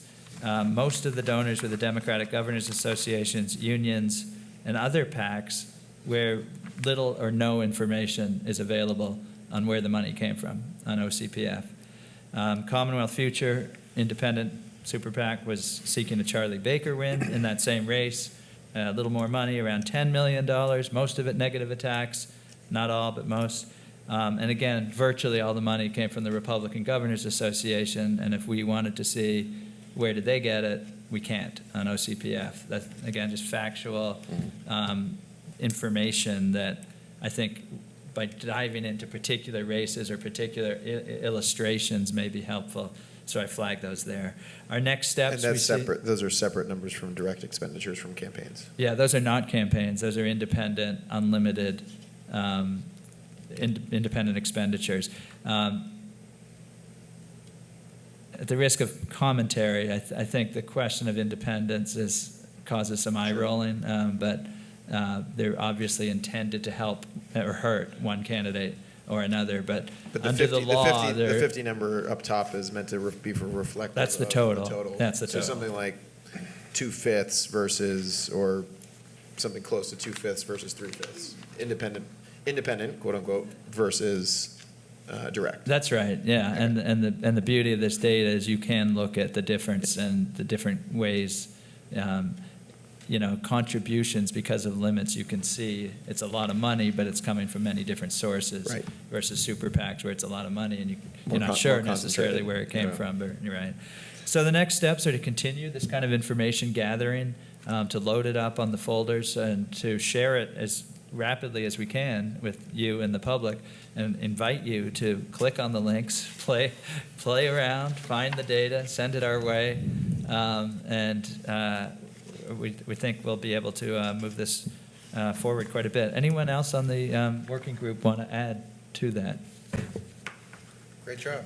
Okay, very good. So there's a lot here. In the interest of time, I want to move us on, but go ahead. Just one quick question. So if we just looked at the Democratic Governors Association, is that just as a contributor, it's completely opaque is what you're saying? Is it possible that one single person could have given a huge chunk of money? Yeah. Is that what you're saying? Unlikely in that case particularly, but yeah, it's impossible to say on OCPF data. Now, there's work going on that the working group will continue to bring forward, where those entities often are nonprofits, believe it or not, or 501c4s or other entity forms that file tax returns and sometimes have to disclose in their tax returns their largest donors. There's actually been some leaks on the governors' associations of where the money's coming from. But so you can put together some things, but the voters can't at the time of the election. You can figure it out later to some extent, but even then, you won't be able to tie it to Massachusetts. It'll be a big budget for the national, and then the money will come in here, and it's hard to know. Sullivan commented a bit on this in the last meeting, and he's invited the opportunity to come back about this traceability and disclosure, or lack thereof. Yeah, this will be a good, this actually is not necessarily directly in the charter, but it's something that we will dig into. It's, 529s, maybe delayed, but, which is super PAC or regular PAC, you're gonna know who the donors are. 501c4s, you're not gonna know who the donors are. 501c3s, I think you're not gonna know who the donors are, but they're not doing political activity, right? So that's the rub. So in the interest of time, can I move us on to the next agenda item? And I want to reserve some time, for, in case anybody in the public wants to offer some commentary. Thank you very much. There's a lot here, and some very interesting snacks of data with a full meal to follow. Exactly. A big feast. So the next order of business, what I want to propose is that we commit to the next series of meetings and put them on the calendar. So we can just book these in advance, okay? And set up our public notices, set up our conference call facilities, get our locations squared away. So as a matter of convenience, I think it would be worthwhile to establish a date, some date in August, another date in September, another date in October, another date in November, and another date in December. Can I make a point of order before you move on from the committees? Yes. So at the meeting 2 meetings ago. I'm sorry. Yeah. Oh, sorry. My name is Sam Fieldman. I'm with the organization Wolfpack. At the meeting 2 meetings ago, you set up 4 subcommittees, and they were the fourth Yeah, one. we received your communication on this. We appreciate it. Yeah. Sure. There's been no discussion of it at the open hearing, and in the minutes that were approved today, the fourth committee was again identified correctly as how to achieve/advance the proposed constitutional amendment. It was misidentified verbally as the drafting committee. I just want to make sure that, if you guys are making a change, that you do it in an open meeting and publicly. And I also would like to request, there's a lot to be known about this process, which does not depend inherently on the other fact-finding that you need to do. So I'd like to request that you staff that subcommittee that you have approved already. Okay, Can I just I read that? appreciate that, input, but sometimes the precision of language is important, okay? These are not subcommittees, these are working groups. Sure. Okay, to be clear, okay? Precision of language, like I say, is sometimes important. So these are working groups. We had talked about the possibility of 4 working groups or more, okay? And had conceptually agreed to 4 or more, and then subsequently discussed and decided that we wanted to do 3 for now, and a 4th one at a subsequent point in time, just as as a matter of a logical sequence of things. That was never discussed in the open meeting, and what's written in the minutes that were approved today, as well as the ones that were approved last time, is not reflected. Okay, I Well, don't know if we let want me to take, read the minutes, I don't if know I if we may, want to take Secretary. a lot of time on this issue right now, but go ahead, Jeff. Yeah, the minutes do say it, with all due respect. It's how to achieve and advance the proposed constitutional amendment, identification of commissioners to be done at future meetings.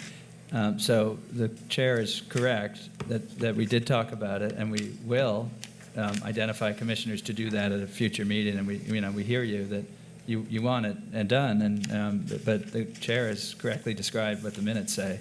And I have also spoken to numerous top experts that are looking forward to hearing from you and providing some information. Yeah, you really gave us some excellent guidance on that. My point is, July 17th is not the time and place to deal with that issue. We have other things that are prerequisite, in order to devote quality time to that topic, which actually gets to the essence of the report that's due on December 31st. So that's why it was scheduled to occur at a subsequent point in time as opposed to now. But you gave us some excellent advice. There's a whole list, I think I referred to as an example of an email with a whole list of potential sources that we want to get over to the committees and so forth. So we do appreciate that input. In the interest of time, I'm going to move us on to the next topic. So I'm going to propose that we establish a meeting in August, September, October, November, December. For convenience, I'm going to suggest the second Monday of each month. Whatever date we pick is inevitably going to be in conflict. There's no way that we're ever going to find 15 people agreeing on schedule availability. So if we were to pick the second Monday of the next 6 months, that'd give us something that we put on the calendar. We can start to do public notices. Now, we can always change it later. We can add more meetings, and I suspect that the body of work will compel us to do that. We could cancel meetings. I suspect that is less likely. But at least this will give us something on the calendar for the next 6 months. If we were to choose the second Mondays, those would be specifically Monday, August 12, Monday, September 9, Monday, October 14, Monday, November 11, Monday, December 9.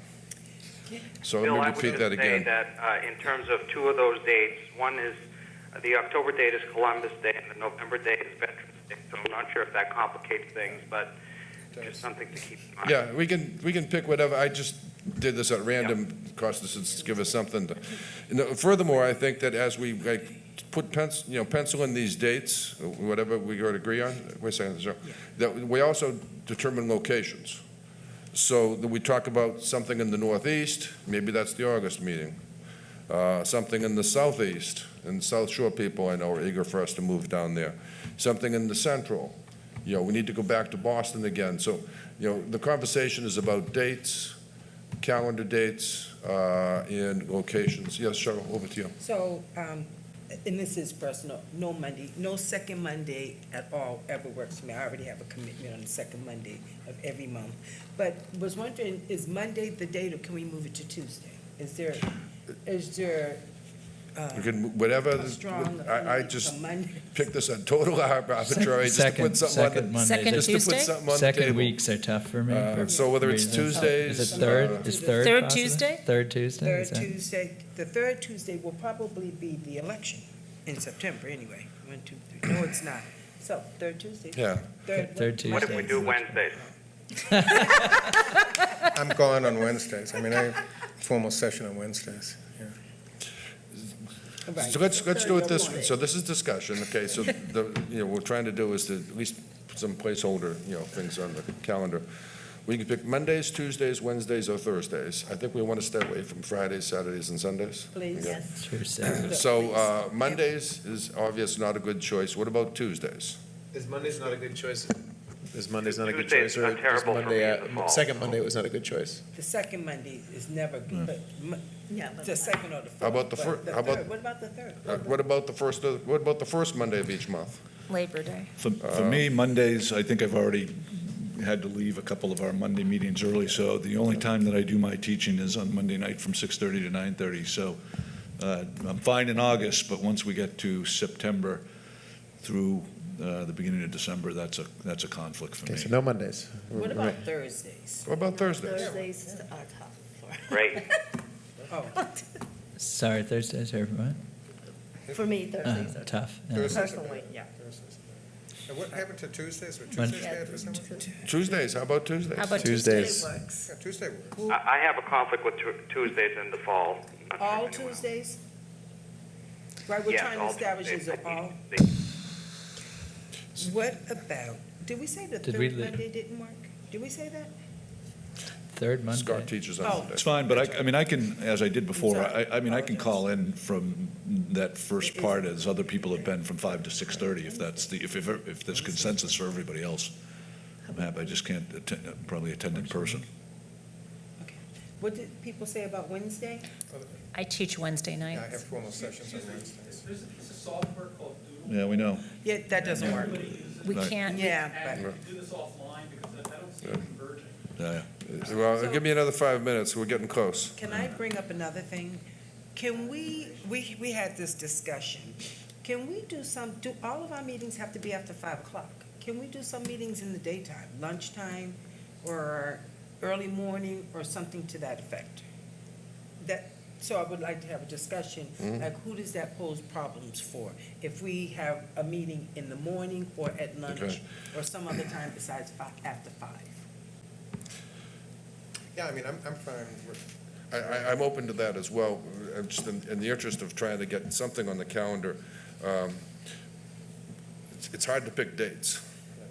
Even if you just Then went we're to, gonna if pick Monday is locations, good makes for it everybody and harder, you went to and then we pick 4:30. Times, that's you know. three Does it times work for hard. you? So. Let's get dates down, yeah. Let's just. can we- Mondays can- seem to work for everybody as long as we do it a little earlier, is So- what I I'm said hearing. Mondays work for me if we do it One early.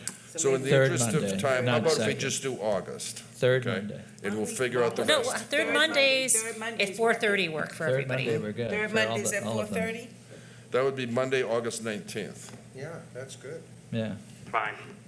I think I think we're almost there. At what So we're time? not doing this every month though, right? We're just trying to. No, I'm figure- going to do. We can do it a- every month now. I'm going to do an offline process for the rest of the things, and we're going to drill in on Cheryl's notion about Possible daytimes. whether Yeah. fluctuating the times of day. Right.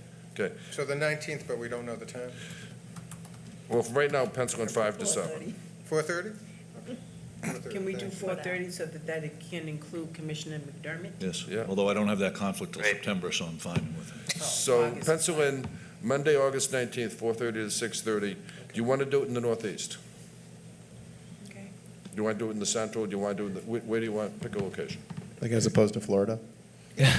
Could I offer Do one it in thought? Massachusetts. Our So group can figure that out if you like. as secretary, just concerned about the quorum, which we made this time, but the more we travel further away, and particularly earlier in the day, and when people have to get from work, there's some risk of that. And it may be advisable, so I'll just throw it out there, that we have deliberative meetings more centrally located to ensure we have a quorum and ensure we have a public way of weighing in and participating in real time.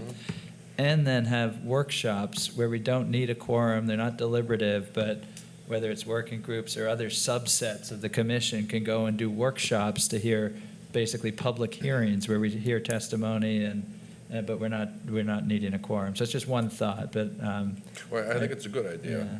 but let's get a place for at least August 19th. Okay. Okay.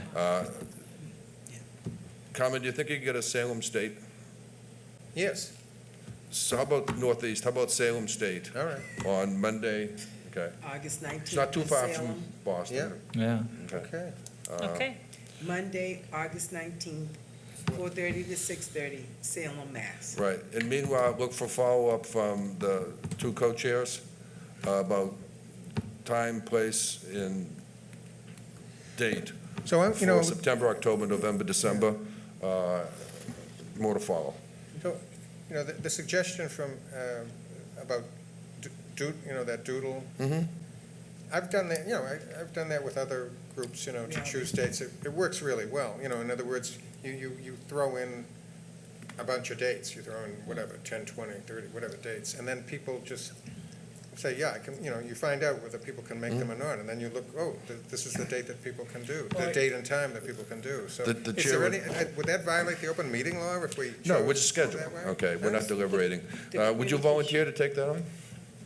We'll do to it. put The the- communications will do the doodle. There you go. Oh, Excellent, outstanding, All right. outstanding. So we're gonna book all these meetings and get them on the calendar and satisfy the additional considerations of time of day and physical location, and Great. be able to do, certain efficient activities. Out And to then, communication. remember, we're always gonna reserve the option to add, modify as we go along. Okay, Right. thank you very much. So I need a motion for the time and place of the next meeting. I Do I- move that we meet on Monday, August 19th, 4:30 PM in Salem, Massachusetts, the location to be determined by Carmine. No. Okay. Do I have a second? Second. Discussion? Okay, well, should we do our typical thing, Carmen? Okay, Salem State University, yes, I Yeah, vote in Boba. favor, yes. Vopa, Yes. Yay. Yes. Yes. yes. Yes. Yes. Nico and Costas? Yes. Okay, great. So that's our next thing. Do we have any other business before we open up the meeting to public commentary? Seeing none, I would invite any members of the public, if they choose to come up and offer commentary. And I'm willing to stay past 7. I'm not sure what the other commissioners are, but why don't we get started and see how it goes. Please introduce yourself and Hi, I'm Sam Biagetti from North Brookfield. So I just wanted to quickly point out, I know that deciding where to meet is a complicated thing, but I live in Worcester County, and according to us, central Massachusetts is the Worcester area. So there's a lot of population there, and it's right in the middle, so keep that in mind. Thank you. Thank you. And we are going to do one of these in Yeah, Central good to Mass. Yes, sir. Hi, it's Greg Blonder from Brookline. I'm also the executive director of WeAmend.us, which is working on a new Bill of Rights through the constitutional Up a system. bit, please. Say again, Costas? Just speak up a bit. It's hard Oh, to okay. hear. I can't hear him. Can you hear okay? There's the funny echo coming from that thing. Yeah, I was just wondering whether you've had some time to think about, and if not, would like to set up yet another working group on thinking through what the decision-making process will look like. If the goal of this committee is to produce an ideologically pure amendment, that's an easy thing to do. The chance of that amendment passing through Congress or through the states is near zero. The actual amendment is going to have to be different than any of the ones that I've seen. It's going to be extremely nuanced, as Nico mentioned and Jeff has mentioned, and I think Scott as well.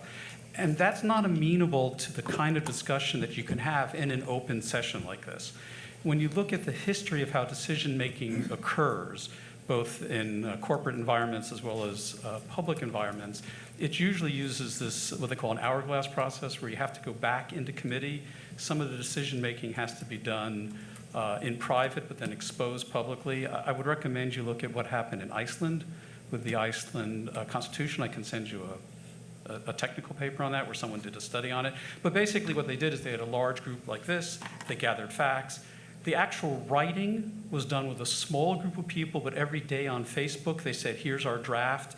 They would get the public and other committee members would weigh in on that draft. Sometimes it was just a word change. They would then take that feedback. But it's hard to do writing and deliberation on something this nuanced, this complicated, with as many unintended consequences as possible. And in particular, once you get your committee going on the tactics, you'll find the tactics it takes to get this passed will require the amendment to be written in such a way that it can be approved. You're going to need to worry about compromise and so on. And so I just think that you need early on, and this gets into even the scheduling, early on some discussion amongst the committee members on how you see the decision-making process happening. Because I can guarantee you 12 commission members in a room like this for 2 hours is not going to get you across the finish line with a quality product. And I can provide some suggestions. I've worked on this through my whole career, but I think we're headed in a direction that unless we change the decision-making process, the output of the committee will be interesting to the public and will not actually result in change. And after all, the goal here is not to feel good about being involved in this process. The goal is to change the way the United States functions. Well, I And think that's a very different I think we would subject. welcome your suggestions. Do you want to send them to us? I'd be glad to, or I really do think you need some work. This is another question, just a related question, which I think Scott brought up, is how do you see the working groups working with the general public? Because while you might not want to have decisions made there, you might want to have a robust discussion with people. I think it's good to send in written material. I'm glad to do it. It's not as effective in a subject like this as sitting down and actually having a dialogue. The dialogue is more valuable in this case. Not that the written material isn't important too, but so I don't know how you expect these groups to work. Like I, for example, would be very interested in working with the Committee on Tactics. That's what I've done strategic planning my whole career. you can't write that down on a piece of paper and encapsulate a career for Yeah, the understanding is. that's the working group that we haven't launched yet. No, I understand, but I'm just saying that's true of all these things. Right. All the working groups have the same issue, that there are people who might come to the meeting with a lifetime of experience they can't give you in a white paper. And so I don't know how that works. I understand you don't want it to be a decision, but I do think you want to have a vigorous debate. And so I don't understand how that works.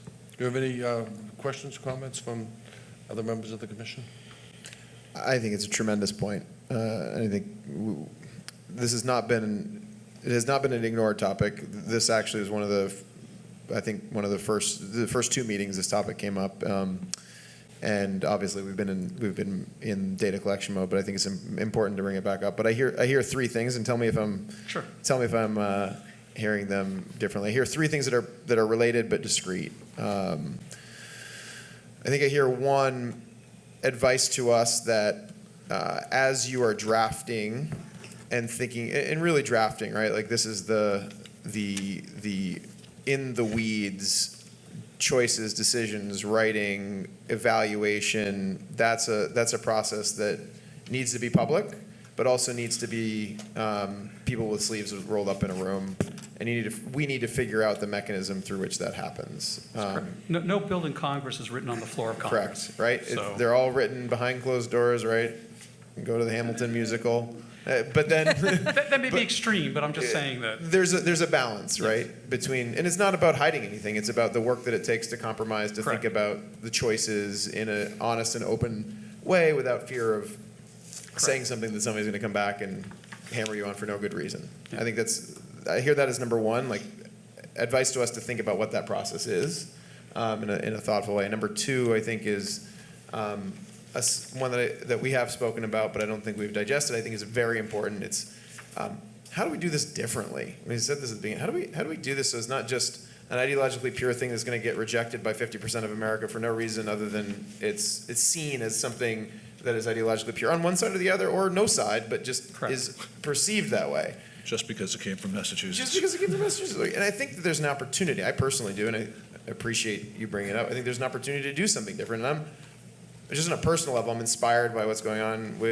as a registered independent, by what's going on with criminal justice reform, right? That is two sides of, historically in the last 15 years of American politics, two extreme sides of the political conversation coming together to do something. Not perfect, but it's something that happened. So how do we I think I hear the second one, how do you take that approach? And third, how do we bring members of the public with really true, deep expertise that we don't necessarily have around the table into a process, whether it's in the domains that you're talking about or others. all of them. And incorporate that into A and B, 1 and 2. But, Thank you. Do we have other comments? But is that fair? Is that? More eloquent than I said it. Thank you. Okay. I just want to make sure. Can I just ask if when you were talking about the decision-making process, are you talking the bigger process of amending the Constitution as making that decision, or the decision-making process and what we're going to come up with as a? What we're going to come up with, what you're going to come up with as a committee on behalf And I of think the, you're going to send us your recommendations, right? I will do that, but Yeah. as I said, it just can only capture a small fraction of knowledge. Yeah, and we can talk some more. You know. I would add that working groups, as far as I anticipate, will be doing interviews as well, not just reading documents. So the interview process is also important, factual gathering. Okay, so. thank you. And I'll weigh in here too. When I read the ballot question and thought about this, said to myself, is this going to be,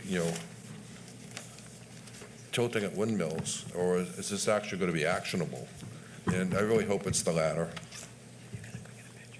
Yeah. Any other comments? Okay, so are there other members? Yes, sir. Please come on up, identify yourself, and let's go. Sam Fieldman, I'm with Wolfpack. I was one of the people that Jeff emailed. He said the 3 questions that he sent to a bunch of people, which prompted me to take a quick look at the state level data. And first, I just wanted to point out there's it's a really good database for the state level data that can be broken down and manipulated in lots of ways to answer all kinds of interesting questions. If you look at the expenditures versus the receipts, those numbers are very close. Where they differ might tell you some interesting information about, has there been an increase in self-funded candidates, has there not? And you can also see individual contributions. You can see how many moves from PACs into those things. Also, I work with a political action committee, which is a super PAC. We, unlike the vast majority of super PACs, follow the FEC guidelines in the way that they were, in the spirit, not only the letter of the law. So if you look at the FEC.org and look at Wolfpack, you can see all our donors were funded almost entirely by very small contributions, people making $10, $20 a month. Our largest contributions wouldn't even make the list of things that people disclose in other organizations. But one thing that you should look at when you're looking at organizations and how this funding works is the political action committees. When you look through their donors, usually it's very easy to hide your money when you're these kinds of organizations, but it's also very hard to hide the fact that you're hiding it. So when you're looking through those records, you'll see, for example, for political action committees, their donors will be 501c4s, and those are completely opaque. You can see for 501c4s, they have a Form 990 that tells you who all of their contributions above $5,000 in a year, but the names are all completely redacted, so you don't know who actually is making those contributions. Some of them, but mostly they're not going to be the ones that you're interested in, do disclose that voluntarily, but it's not required. Yeah, Jeff, let me ask you a question. So, Michael Sullivan and the Massachusetts Office of Campaign and Political Finance have been very gracious, and you and Jeff have been talking about. Do you have a sense as to what the other states have something equivalent or similar to what you've described here in Massachusetts? I haven't looked too closely. In my experience, generally not. There's enormous differences in the level of transparency in different states. There are other states that do. See, this is going to be, something that I'm sure we'll talk more about. Why the initiative is local, and our access to data is obviously local. We're talking about the United States Constitution, so there needs to be some multi-state, national perspective on, if we're going to come up with something that's actionable. So anyway, just food for thought of what are the other states doing in terms of the stuff? I can tell you because I do a lot of Wolfpack's reporting for lobbying, and those things vary so incredibly widely. Massachusetts lobbying laws actually are not among my personal favorites, but they vary very widely around the country, as do this kind of data reporting. We've seen in one state a report that we filed made it look like we were big money donors because they only required our biggest donor to be on the form. So you only saw our biggest donor ever, and it looked like we were funded by one person because you didn't see any of our others. It's going to be hard. Okay. And then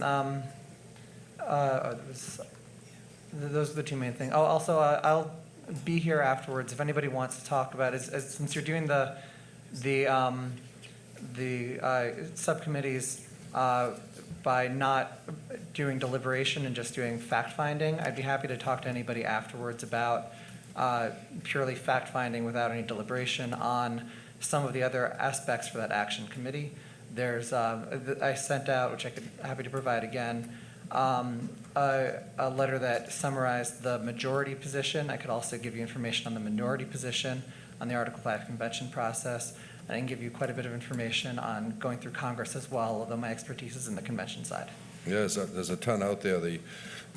Well, here we are on the 50th anniversary of landing on the moon. So was it the Kennedy said, we choose to do these things, go to the moon, and these other things, not because they are easy, but because they are hard. Glad you included the other things. That's this quote. I know. Yeah. I've been following amongst many things I largely take from that, kind of an assumption in a good or bad way, but an assumption / a question about disclosure and about whether disclosure is good, bad, ugly, in which scenarios and which rules. And I think it's certainly a question in my mind to understand both sides of that. I can see both sides. If you look around the world at many countries that don't have the assumption of the freedoms we have in this country, it can be dangerous. On the other hand, you want to know where political influence is coming from. I think both of those things are important. Just a point here before Cheryl needs to depart us. So I think some of us can stay and have a chat, but I need to have a motion to adjourn while we still have a quorum. Motion. Did you have one, there was one more. Yeah, and we'll, two more okay, minutes. 3 minutes? 3 minutes? I will stay, yes. Okay. Thank you. Thank you very much for the opportunity. My name is Paul Lauenstein. I'm a member of We the People Massachusetts, but I'm speaking on my own behalf. I have entered a letter there, one-page testimony, and I'd like to read it, if I may. Yep. To the members of the Citizens Commission, we the people have a history of amending the Constitution to overturn Supreme Court decisions and create a more democratic society where government serves the people. The 13th, 14th, and 15th Amendments overturned Dred Scott and extended the rights of citizenship to former slaves. The 19th Amendment overturned Minor versus Happersett and doubled the franchise by giving women the right to vote. The 24th Amendment overturned Breedlove versus Suttles, giving those who cannot afford to pay poll taxes the opportunity to vote. The 26th Amendment overturned Oregon v. Mitchell, giving those old enough to serve in the military the right to vote in state and local elections. More recently, a series of Supreme Court decisions such as Buckley versus Vallejo in 1976, First National Bank of Boston versus Bellotti, 1978, Citizens United in 2010, and McCutcheon versus FEC in 2014 have been undermining our democracy. Once again, we need a constitutional amendment to ensure that government policies reflect the will of the people rather than the preferences of powerful special interests. The amendment we need must require Congress to enact campaign finance reform to ensure equal access to the political process regardless of wealth. And the amendment must prevent corporations and other artificial entities from invoking constitutional rights in court to avoid compliance with democratically enacted public interest laws. An effective amendment such as H.J. Res. 48 satisfies these two criteria. It would lead to a well-functioning democracy and government that actually serves the people. A passive amendment, such as H.J. Res. 2, could and probably would accommodate big money in politics, constitutional rights for corporations, and business as usual. Please read these two very different amendment proposals and ask yourself, which one would be more likely to revive our great experiment in self-government? President Kennedy said, and I have to echo the chairman here, we choose to go to the moon in this decade and do the other things, not because they're easy, but because they are hard. So ask not if any given amendment proposal could be passed, but rather ask if it is worth passing. Thank you. Thank you, Paul, and for the record, Paul and I did not coordinate. Total coincidence, but it's 50-year anniversary. Thank you, Cheryl. A motion to adjourn? Motion to adjourn? Second? Second. Discussion? All in favor? Yes. Yes, yes, yes, yes, yes, Yes. yes, yes. Okay, we are officially adjourned, but we're happy to stay around and talk some more.